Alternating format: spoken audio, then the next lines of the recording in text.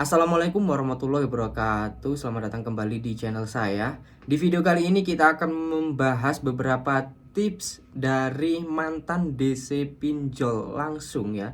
Dan saya dapat informasi ini dari Bang Hendra Setio. Entah beliau dapat dari mana. Saya percaya dengan beliau bahwa informasinya akan valid.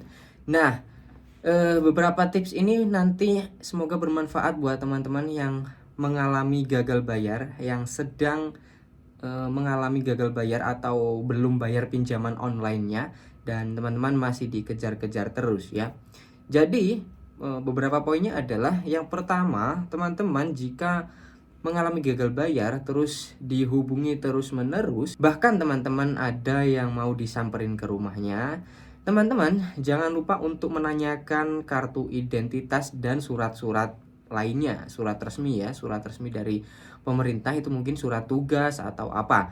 Tidak cukup dengan kartu nama saja, kok kartu nama, apa, ID card ya, tidak cukup dengan itu. Karena ID card itu bisa dibuat teman-teman ya. Kalian sendiri pun mungkin bisa buatlah, yang jago editing ya, buat ID card sendiri. Jadi teman-teman harus tanyakan tentang ID card, terus surat resminya, terus apalagi lah legalitas DC-nya itu, karena kan DC pinjol itu juga ada kayak apa teman-teman, aturannya ya, apakah sudah mematuhi aturan pemerintah atau tidak. Jika DC-nya itu masuk dalam blacklist, artinya ya nggak boleh ya teman-teman, berarti nggak mematuhi aturan. Oke. Kemudian yang kedua, jika teman-teman mengalami gagal bayar nominalnya kecil, misalkan 1 juta 2 juta, harap tenang dulu ya, harap tenang dulu, jangan terlalu terpengaruh dengan chat dari DC pinjol tersebut. Misalkan teman-teman akan dipolisikan, dipidanakan, itu tidak benar teman-teman ya. Karena tugasnya DC pinjol adalah untuk menekan saja, untuk menagih. Karena mereka juga bekerja di mana di pekerjaan tersebut pasti ada targetnya. Misalkan harus mencapai nominal sekian dalam bulan ini, terus nominalnya harus sesuai dengan targetnya. Jadi mereka kejar target tersebut teman-teman. Nah, di sini teman-teman saya kasih tahu ya, bahwa informasinya yang saya dapatkan dari Bang Hendra Setio, yaitu para DC pinjol ini akan mengutamakan para nasabah yang nominalnya sedikit lebih besar teman-teman ya. Jadi teman-teman yang ngasih nominalnya kecil-kecil, santai aja dulu. Santai bukan berarti tidak bayar ya teman-teman. Kalau ada uang ya silahkan bayar gitu, namanya juga pinjam gitu.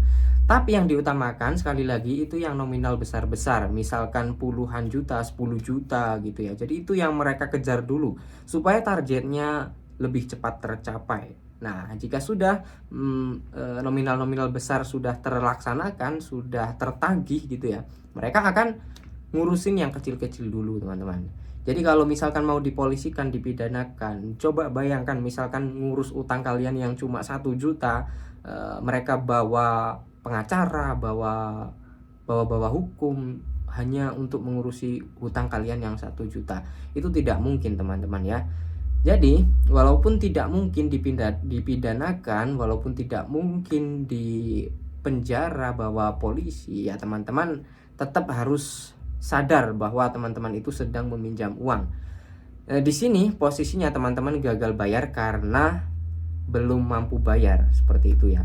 Jangan disengaja tidak bayar, kalau itu nggak bener ya teman-teman. Kalau teman-teman sengaja tidak bayar pinjaman online, itu tidak bener gitu ya. Karena semua itu juga bekerja, DC juga bekerja, terus pinjolnya sendiri juga bekerja, semuanya bekerja lah ya. Jadi teman-teman harus saling menyadari itu. Nah, selanjutnya jika teman-teman mau didatangi DC pinjol, teman-teman harus pastikan ketemu di rumah saja. Misalkan teman-teman diajak ketemuan di sini, di situ, di Indomaret misalnya, jangan teman-teman ya. Karena apa? Yang pertama itu juga bisa membahayakan teman-teman sendiri. Nah, DC pinjol itu katanya ada yang benar-benar kerja biasa-biasa aja, ada juga yang bener-bener brutal gitu teman-teman. Takutnya nanti terjadi apa-apa, seperti itu. Kalau mau didatangi DC lapangan, lebih baik silahkan suruh datang ke rumah kalian aja. Kalian jangan malu ya, itu sudah resiko ya. Kalian yang pinjam ya harus nanggung itu semua, jangan malu didatangi DC Pinjol. Silahkan saja, persilahkan datang ke rumah kalian ya. Dan kalau ada apa-apa nanti kan teman-teman bisa minta tolong lingkungan sekitar seperti itu.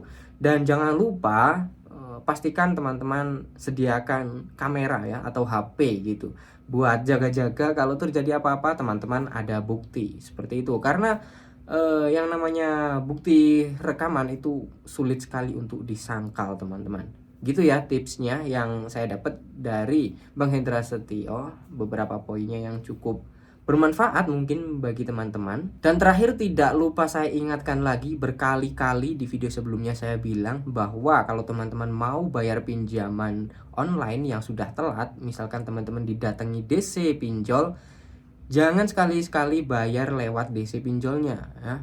Kalau menurut saya jangan ya. Kuatirnya apa? Ya kalau DC pinjolnya itu benar-benar ya, maksudnya benar bekerja sesuai prosedur.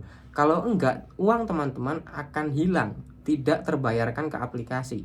Kalau teman-teman mau bayar, ya bayar langsung lewat aplikasi. Itu kan ada kode virtual, pakai M-Banking bisa, pakai Indomaret, Alfamart juga bisa sebagian aplikasi ya. Jadi teman-teman misalkan didatangi DC lapangan, benar-benar didatengin DC pinjol, ya bayar lewat aplikasi di depan mereka. Suruh mereka melihat nih saya mau bayar lewat HP, cet.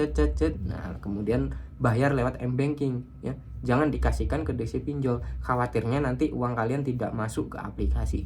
Seperti itu. Sekian dulu di video kali ini yang bisa saya bagikan. Semoga bermanfaat buat teman-teman yang mengalami gagal bayar atau belum bayar pinjol. Jangan takut lagi didatangi DC pinjol, di teror-teror DC pinjol ya, karena mereka juga manusia, mereka bekerja sesuai aturannya. Jadi silahkan tekan like-nya jika teman-teman suka. Sampai jumpa lagi di video selanjutnya.